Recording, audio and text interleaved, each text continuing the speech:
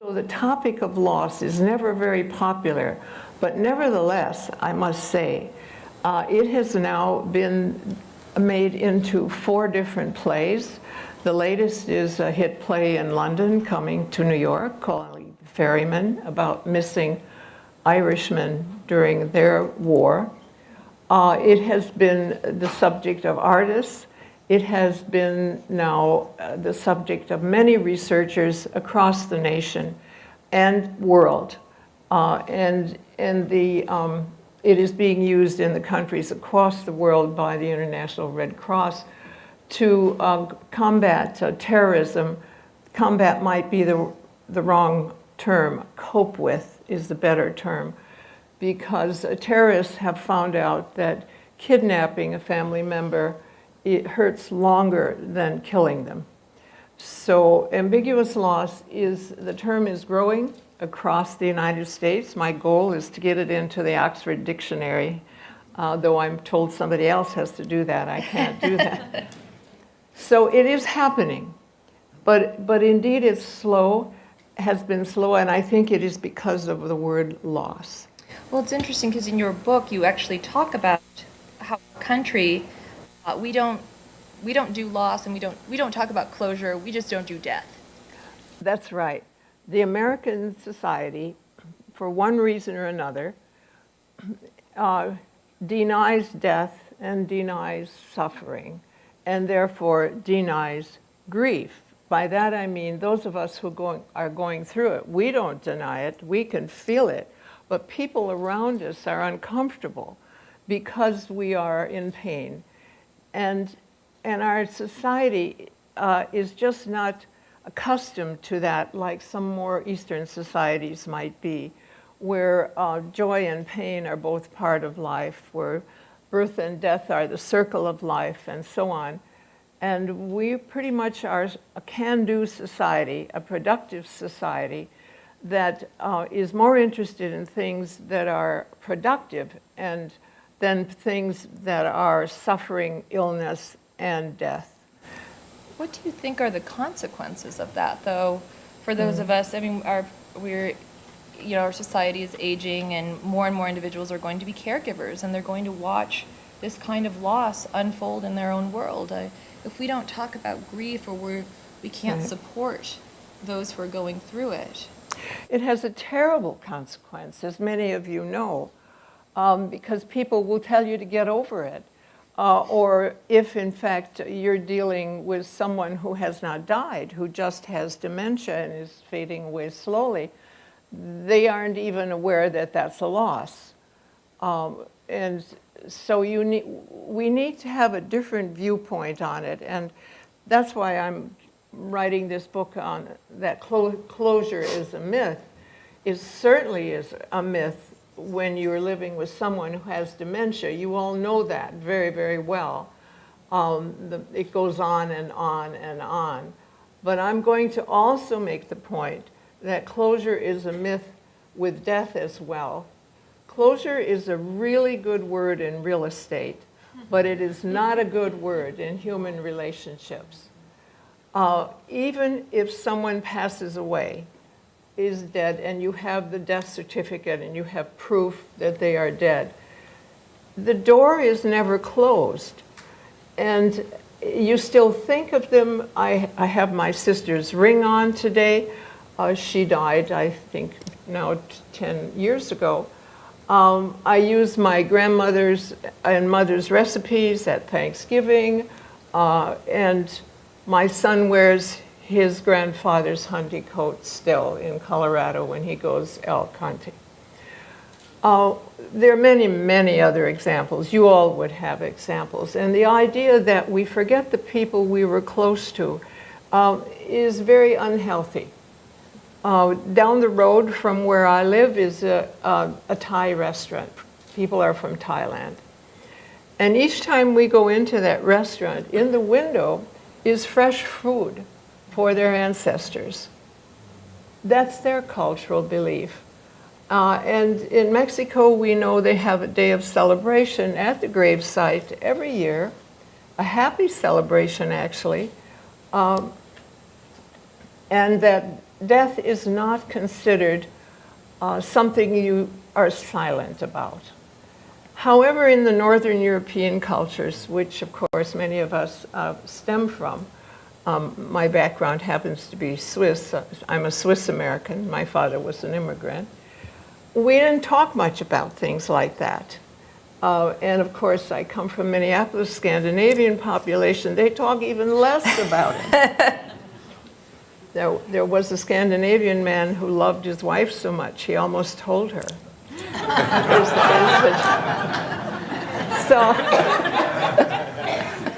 So we come from cultures, you see, that affect how we deal with loss. But we have to remember now that the United States is a very diverse nation culturally because we're a nation of immigrants. And those of us whose parents immigrated at the turn of the 20th century, we need to know that it's different now. There are people among us who already know that closure is a myth. They say, what do you mean by closure? And so it's now, I think, a topic that belongs to pop psychology. Researchers know now that you live with grief, you don't get over it.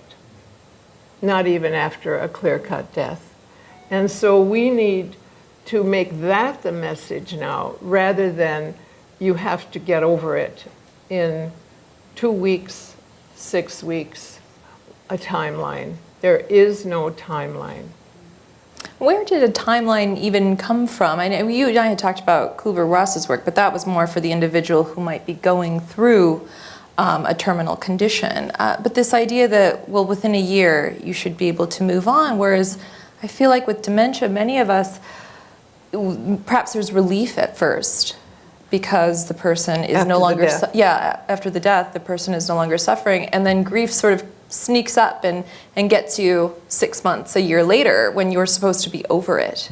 It sneaks up on you. It'll come at the oddest times. People tell me all the time. And it can come 20 years later. You know, my sister loved bright colors and big earrings and heavy perfume, and always said I wore black too much, and which I do. And each time I go past a store window and see a red dress, I think of her.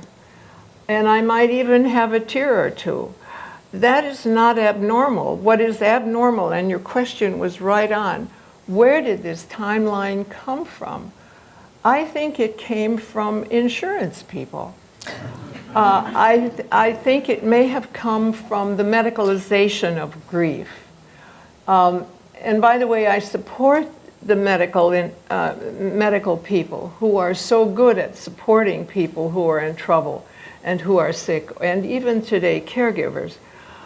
But what has happened, especially with the diagnostic manual, what we call the DSM-5, is that they have decided that if you aren't over it in a few weeks, then you shift to what they call a disorder. And a disorder doesn't make you feel very good, by the way, if it's labeled on you. And why they did that, I'm not quite sure. They say it isn't for insurance reasons. It is not for insurance reasons. But it is probably so that therapists can work with you early on if you are depressed. However, I think we get sadness and depression mixed up. Depression is an illness, and it is treated as an illness. It should be. And depression means you're so sad, you can't get up, you can't take care of yourself, you can't function. Sadness means you can get up, you can function, you can continue to work, but you're really sad. You cry, but you're not immobilized. That's the difference. What is the treatment for sadness? It's not a pill. The treatment for sadness is human connection. Just what you're doing here today by coming together with other people, by having support groups, by having friendship groups, by going out to dinner with somebody or playing cards with somebody. So sadness and depression have, I believe, gotten mixed up. And so that it's all now called depression. Be careful with that and know that there is a difference, which I've outlined in the book, between sadness and depression. And you may be sad for years. Your story illustrates that. How could you not have that idea in you at that time? But often we can carry sadness and happiness at the same time. That is, there will be some happy moments for you when somebody has a birthday, a new baby is born, something nice happens. And underlying it all, though, there is this thread of sadness that you may live with for 10 or 20 years, or a lifetime if you have. By my age, at 83, I carry a lot of sadness of people who have died or who have dementia. Most of my friends are impaired in some way or another. This brings me to, in your book, you say, when someone is both here and gone, the way to lower your stress is with both and thinking. I found that incredibly insightful and really sort of, because we're very much an either-or society. We are. It truly, like, that was, I think, the first time I felt like, oh my gosh, it's okay. My feelings were okay. And I want to kind of get from you, why is that shift in thinking so key for caregivers? Well, the shift in thinking really comes from more Eastern ways of thinking. And the Eastern people, and we have to be careful about East-West divisions these days because they're mixed up somewhat with immigration. But the feeling, for the most part, in Eastern culture is that suffering is a part of life, of everybody's life. You can't avoid it, but you learn how to live with it and manage it. In our culture, we believe that if you're suffering, it's something you've done wrong. That mastery is our cultural axiom. We should master the problems, fix the illness, straighten the river, and of course, with that idea, which is not all bad, we got a man on the moon, and many other things. We've cured a lot of illnesses and so on.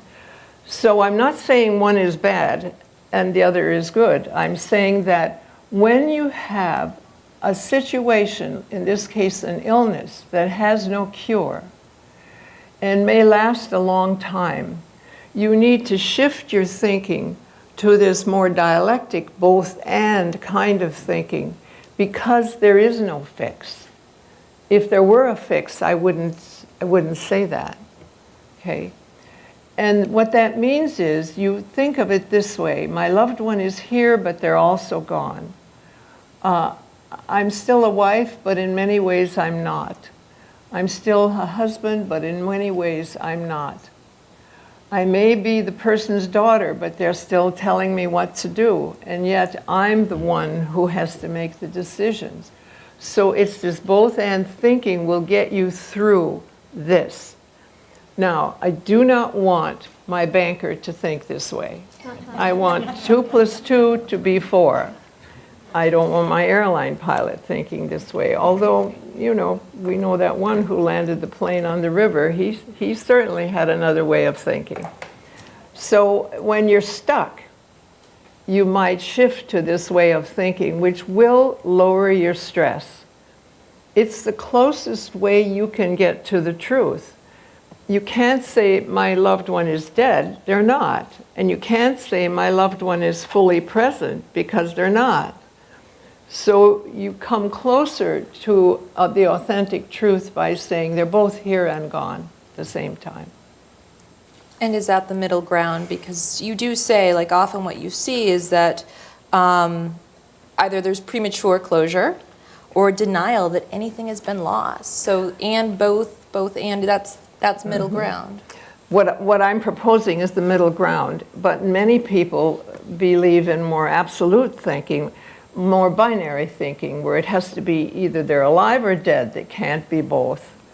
And so they'll deny that anything is wrong and say, oh, my mother is just fine, even after she's cooking and the curtains have burned, Or my father can still drive, he's just getting old, even though he doesn't know where he's going. That's called denial.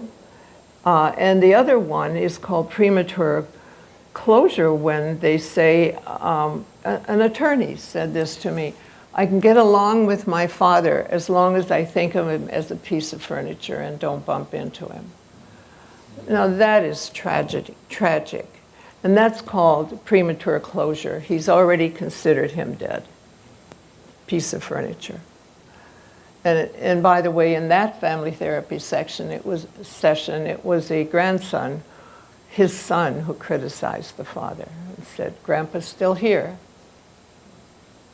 That's the advantage, people, of family therapy. I want to read a section. I found this, since there are so many caregivers in the room, I found this section really interesting, and I'm hoping you can break it down a little bit. You say, researchers tell us the main cause of distress is neither the burden of caregiving or the severity of illness, but rather the stress caused by not being able to resolve the problem, not being able to ease their loved one's suffering, not having control over their own lives anymore, not knowing what roles to play, not knowing when it will end, and not knowing whether they are doing a good job, considering that there's no positive feedback from the patient, extended family, or larger community. The caregiver is alone. I remember feeling all of that, especially the lack of feedback, because oftentimes you're making choices between really bad and just slightly less.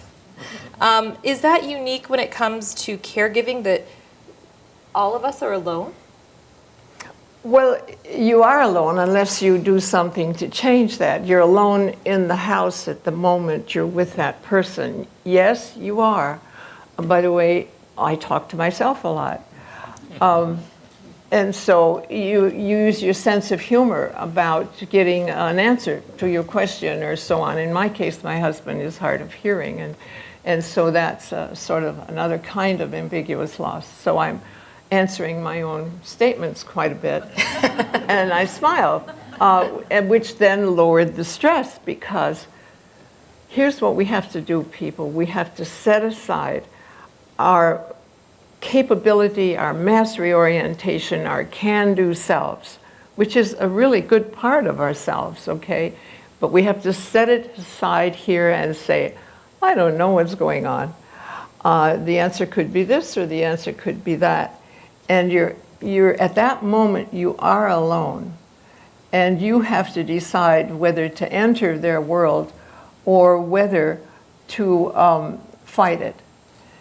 Fighting it won't help you. And fighting the ambiguity will make you sick. It is the last place you want to go. But after you're done there, you should have dinner with somebody or go out with someone for a walk who is fully present, with whom you can talk back and forth in the way that you're accustomed to.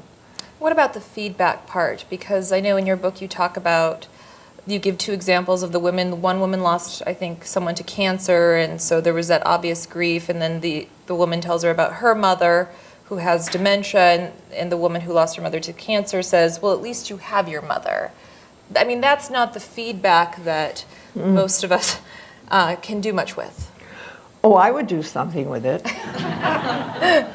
You must sit tall and tell your friend they're wrong. And then tell them why. That's a really hurtful statement. You really need, I'm sorry to say, we have to educate the public. And they're just, if they haven't lived with it, they're just not aware.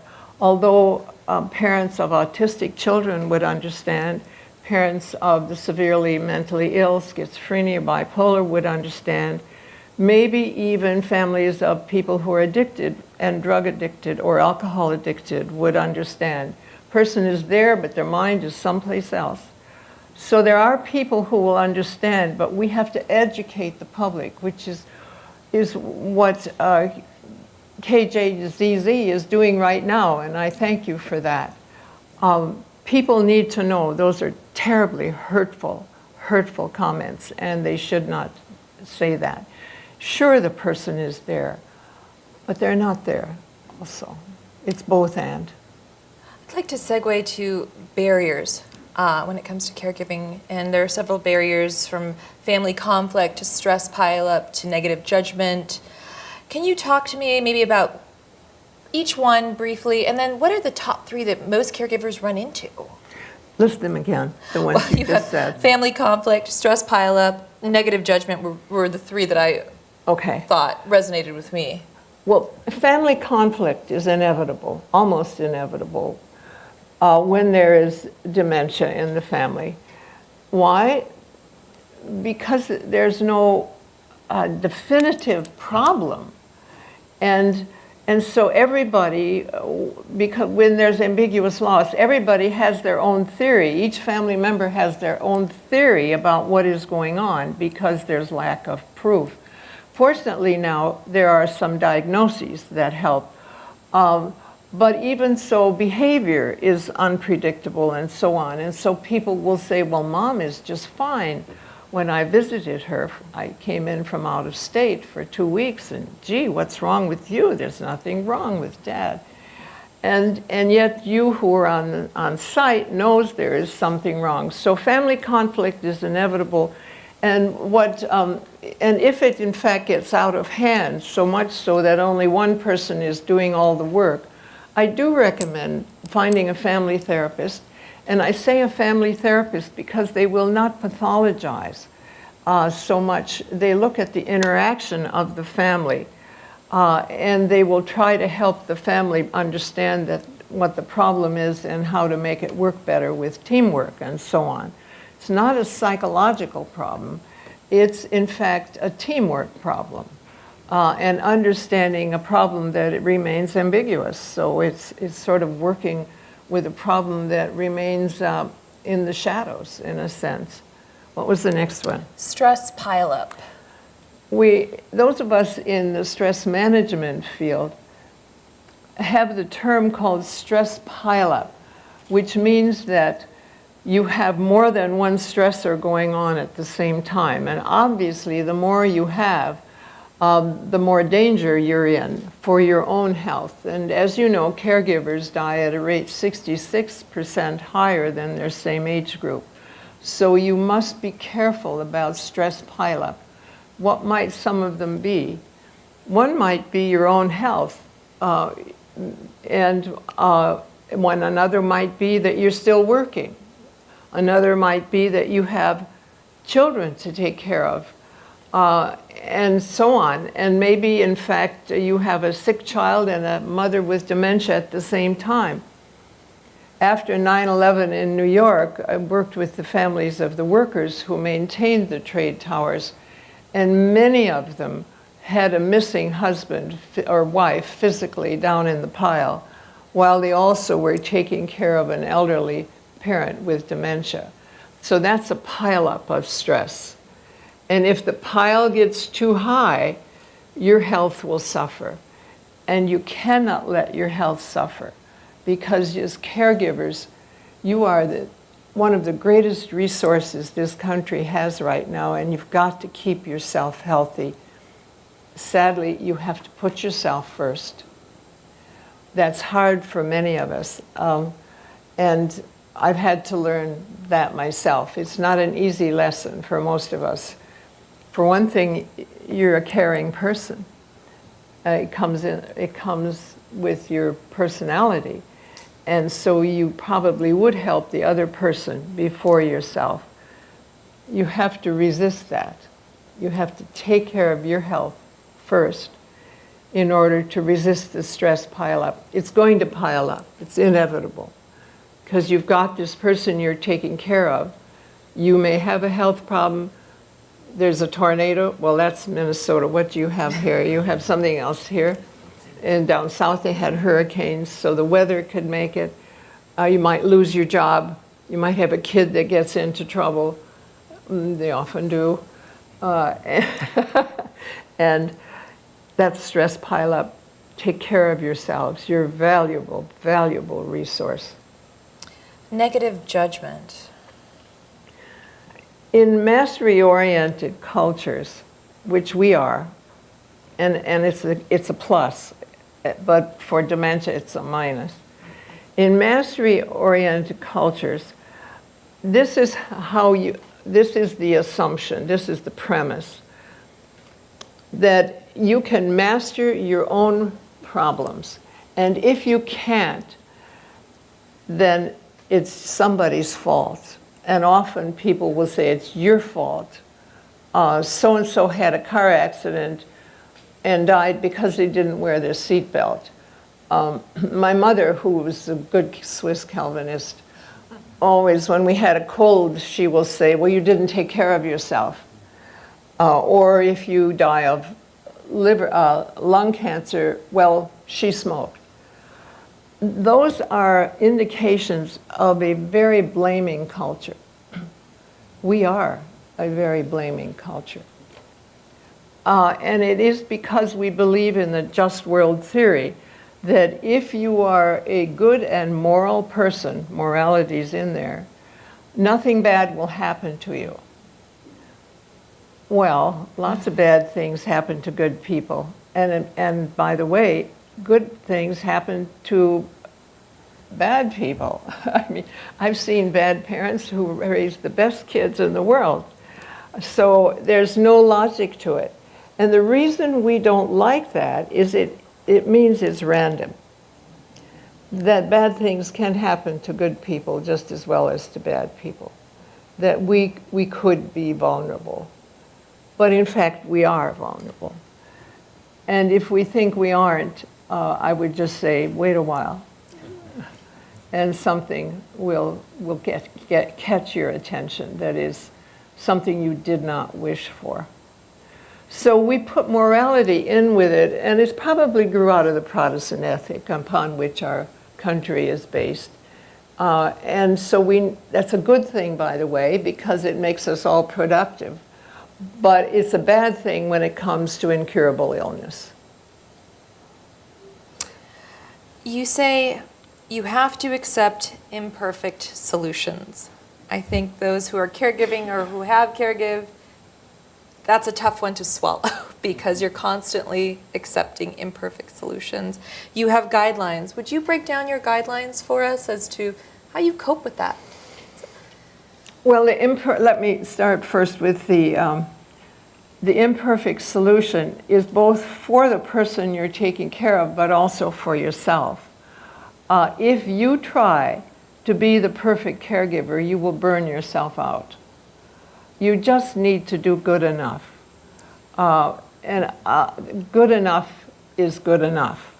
And of course, I don't mean neglect, and I don't mean abuse, because that's way on the other end of the scale, and those are unacceptable. But I've seen too many caregivers who feel they must do it all perfectly, maybe out of guilt for that person or out of just who you are as a person, and you just have to let it go to be good enough. And certainly with my Swiss-American Protestant ethic background, I've had to learn that too. I was taught that perfection is next to godliness. Well, it's not. So we need to know that good enough is the best we can do. We're doing the best we can do, but meanwhile, I have to also get my sleep. I have to also take care of myself. And then, of course, for the person you're taking care of, they're ill, which means they're not perfect anymore.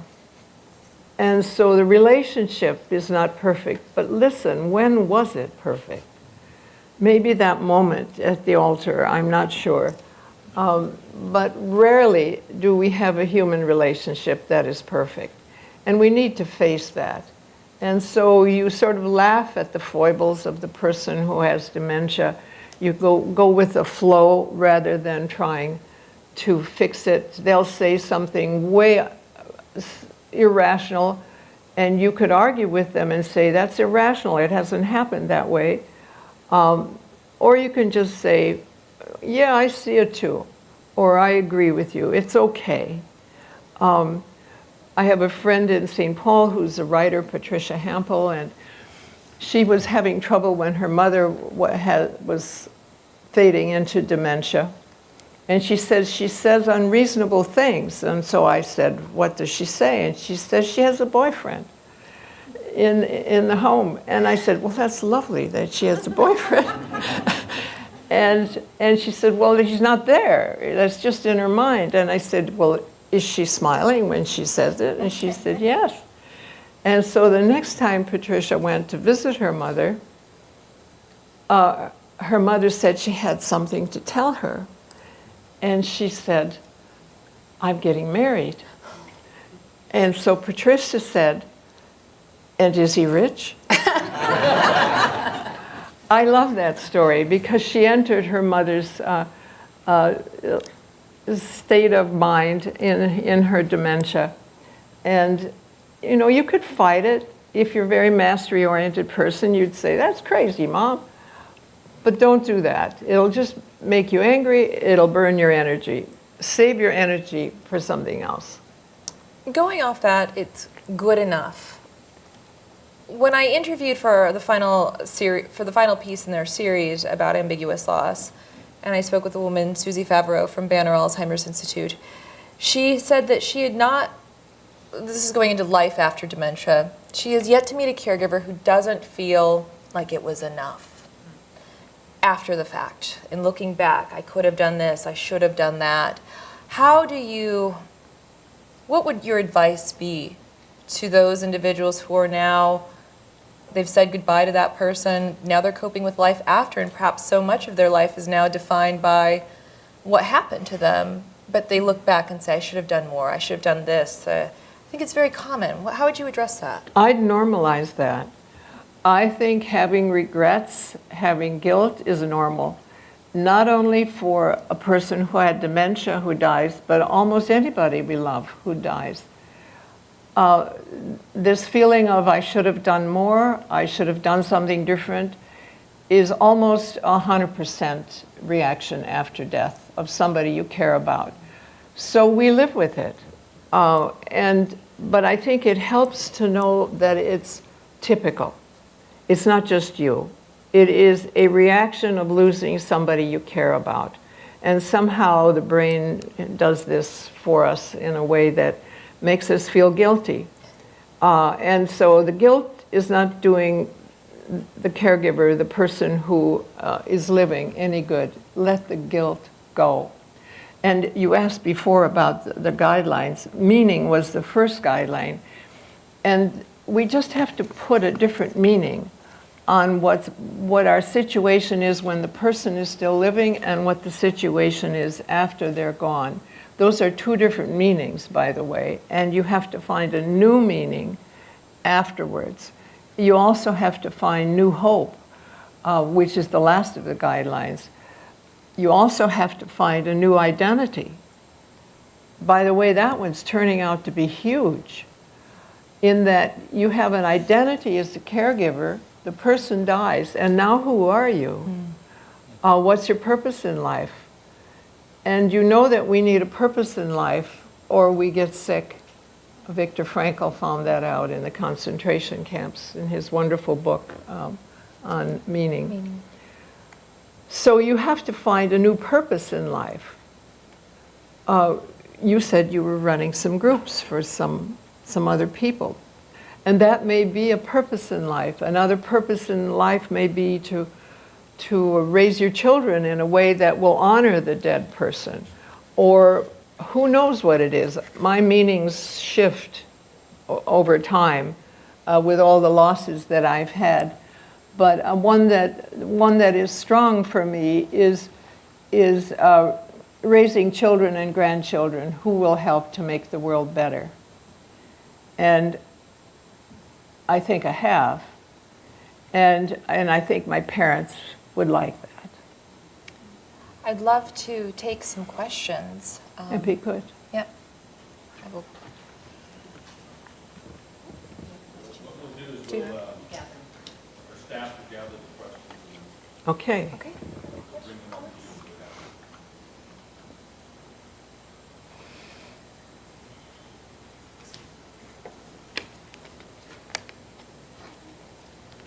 I know we can start with this one. Okay. And then I'll gather the rest and bring it. So this is from Tiara. A relative of mine has many symptoms of dementia but isn't officially diagnosed. Some in my family are in denial of her condition. How do you find support?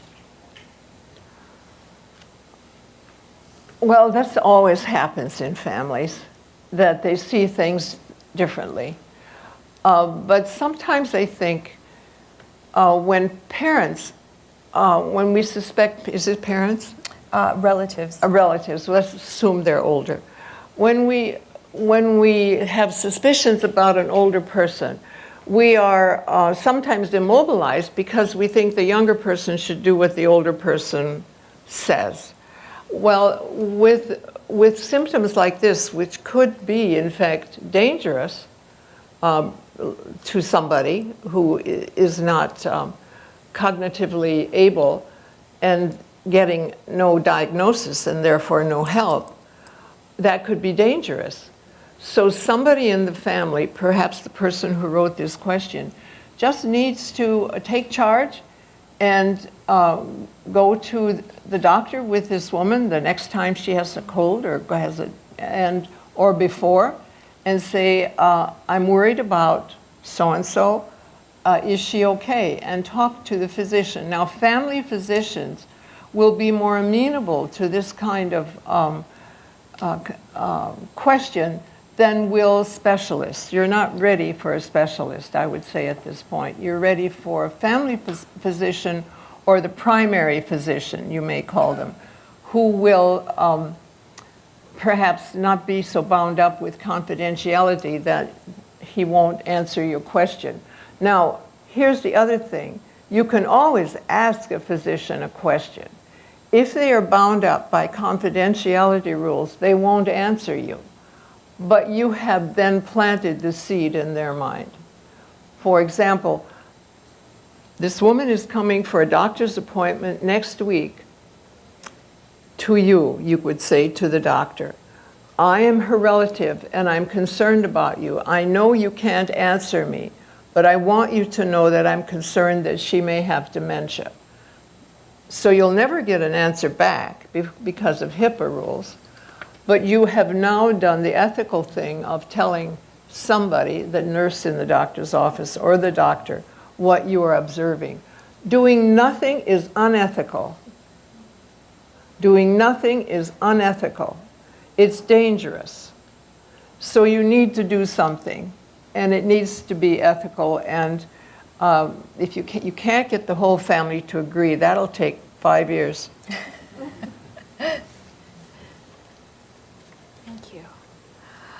What impact has Christianity had on grieving versus other world religions? Interesting question. I'm not a theologian. I've had theologians in my doctoral program as doctoral students learning to do family therapy. So I'll answer it more generally. And I think this is a very good question theologically, but I'm not able to answer it except that I will try to make some general statements. It is true that this mastery orientation of wanting to fix things and wanting to make it possible to not suffer actually has some roots in Protestantism. Where you work hard so that you do not suffer. You are a moral person so that you can get into heaven. You are moral so that you do not suffer. When I go to Japan and Indonesia and Thailand, they don't see the world that way at all. It's just fascinating to me. And they assume that suffering is part of life. And they don't put a moral fiber on it. They don't say, that's a foreign concept to them, that only the bad people will suffer, sinful people will suffer. They don't think that way at all. And so that would be more useful for those of us who are suffering. And it's not anything you did. It's the terrible, terrible diseases that cause dementia. as I say, over 58 kinds. They're not your fault, and they're not the fault of the person who is suffering from it. So in this case, it is very useful to move to another worldview that doesn't blame the sufferer, okay? I'll leave the rest up to the theologians, okay? Well, it's interesting that you say that in the episode about male caregivers. I think a couple of the men talked about, they had a very stoic approach. It was almost, one of the men actually said life is suffering, and he was talking about the Buddha. So it's interesting that you talk about this Eastern philosophy. The next question, how do we ask relatives for help? Again, going back to family. Oh. Well, I would just ask. And sometimes you need a friend to support you, or a fellow caregiver to support you. I would make a list of the relatives and their phone numbers, and I would have, very important, not to call one at a time, I would have a conference call. Or there are other ways now, FaceTime, etc. That is, they're all on at the same time. You want them all to hear the same message at the same time. Otherwise, it doesn't work. Believe me, because then they interpret for each other what you said, and it just gets to be a yarn ball all tangled up. So I would have a meeting with them all and say that this is getting too much for me. I now need all of your help. And I would add that statistic that, and you could say, Dr. Boss said, or anybody, caregivers often die before the person they're caring for. And if I die, you know, you're right in line. You could use guilt. Guilt is just fine. And say, so this meeting I called is to divide up the jobs. And if so-and-so is living in New York and she said, I'm very busy, you can say, well then, I understand that, but for your vacation this year, come here so I can take a vacation. And somebody else is good at paperwork and so on, assign them that. Somebody else has a vacation at another time and say, this year I'd like you to take your vacation by coming here to relieve me. Now, a lot of mothers have trouble with that, but you need to do it. And what happens is that the younger generation, they may resist you and say you're absolutely crazy, but in the end, they feel better for having participated. Otherwise, you are going to leave them with a load of guilt that you did it all alone and they didn't participate. So just remember, the meeting has to be, all people have to be hearing the same thing at the same time. That's the key. And then you just divide up the work. And mostly that means they have to come and take their vacations. So that, and you may have a staycation. You may not go anywhere or go somewhere, but at least you should be relieved of the work during that time period. Somebody asked, please expand on stress pileup. Oh, how should I expand on that? It'll just kill you, that's all I can say. It'll make you sick. And so there are instruments that were made during World War II called the Holmes and Ray scale. When I was at the Center for Prisoner of War Studies, it was used there because the Naval Health Research Institute used it. And it has a list, you can Google it, it's still there. It has a list of events that happen to you, like divorce is really high.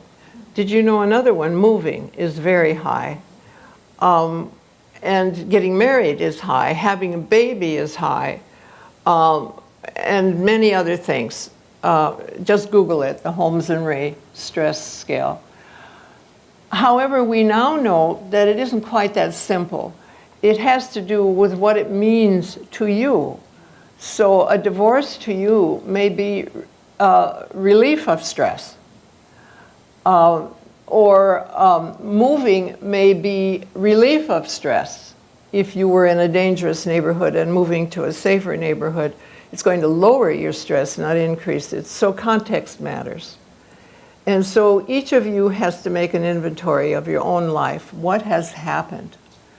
And when I work in family therapy, I frequently have people do a log of their losses from the first time they can remember.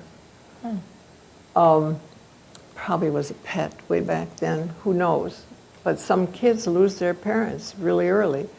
And frequently I have them do it on the floor with, you can use pebbles or something which will show you how many losses they have had. You can do it on paper and pencil too.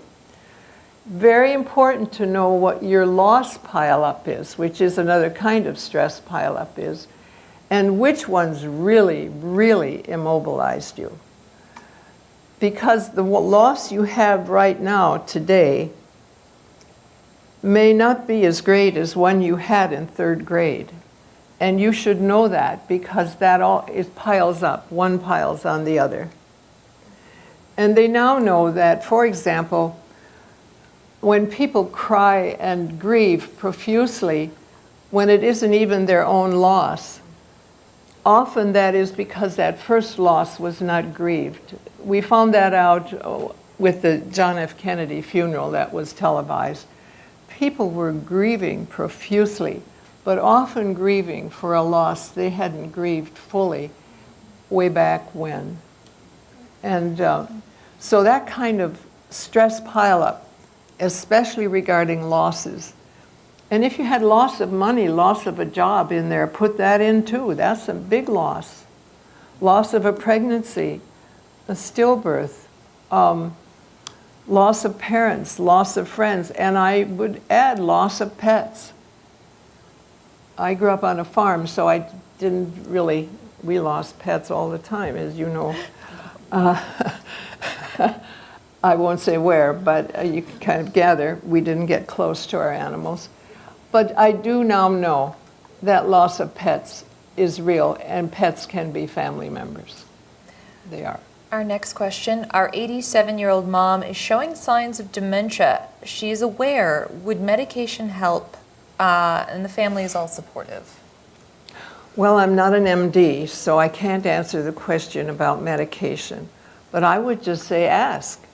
Again, go to a physician who knows about the medication and ask them what are the pros and cons, what is the likelihood this would help, and so on. I know that they've made advances in the medical area, and so if that were my loved one, I would find a physician and ask. In that case, I might find a specialist to ask. Do we have any additional questions? Any questions from the audience? One more. Right. We'll take this last question, and then I think we'll move over to the table to do a book signing. If anyone's interested in purchasing one of Dr. Boss's books, they are available for sale for $15. So That's a bargain. I know. It's a wonderful book. As I said, I heavily underlined it. I mean, I just sort of went through it and couldn't quite believe. I consider that a Thank you. compliment. Thank you. Thank you. There was a line in one of our stories that said, I was grieving her like she was already gone, but she's here. The question, how do we gather the strength to face a parent who is going through this? The parent is disappearing. Yes, to face a parent who's going through the dementia. Yeah. But Oh, that's a hard one. But you know that we are all more resilient than we think if you just take a deep breath. But to cope with something, you have to know what the problem is in order to cope with it. And so I would label it, well, now she is suffering. She is ambiguously lost to me. And once you put a name on it, dementia isn't the name I'm thinking of. I'm thinking of a more descriptive name. What I'm experiencing is ambiguous loss. It's the most stressful kind of loss there is because there is no ending to it. often for a long time. It is not my fault. It is not my loved one's fault. But I am going to have to cope with it. That's what you say to yourself. And so, and if you're angry about it, which you probably will be, and by the way, the Kubler-Ross stages were meant for the dying person, but I think they do fit the caregiver before the person has died. Because something's dying for you too. The relationship is dying, as it was.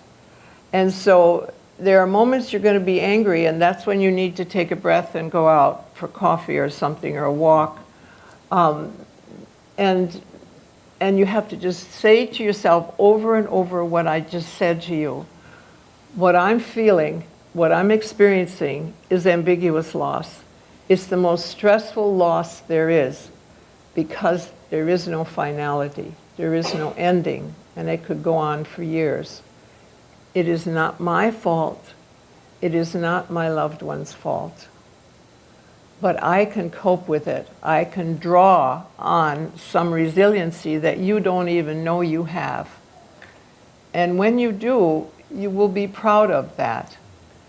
And what we find out, you and I talked about this earlier, you come out of that struggle stronger than you were before. You actually get stronger for having survived. What's that old saying? What doesn't kill you makes you stronger. You make lemonade out of lemons. All of those sort of ideas come together here, that with the support of others, don't be alone, because alone you can't be so strong, but together you can be stronger, and you can get through this, and you'll learn something new. You'll learn something that will serve you well the rest of your life, that you are stronger than you thought, that you can't master everything, and that's okay, that good enough is often good enough, that perfectionism is okay for watchmakers and for trains that run on time, but you don't have to do that all the time. It will be very bad for you if you feel that that's your goal. And overall, closure is not your goal, but making some meaning out of it. That's your goal when you're a caregiver. Thank you so much. Thank you. Thank you.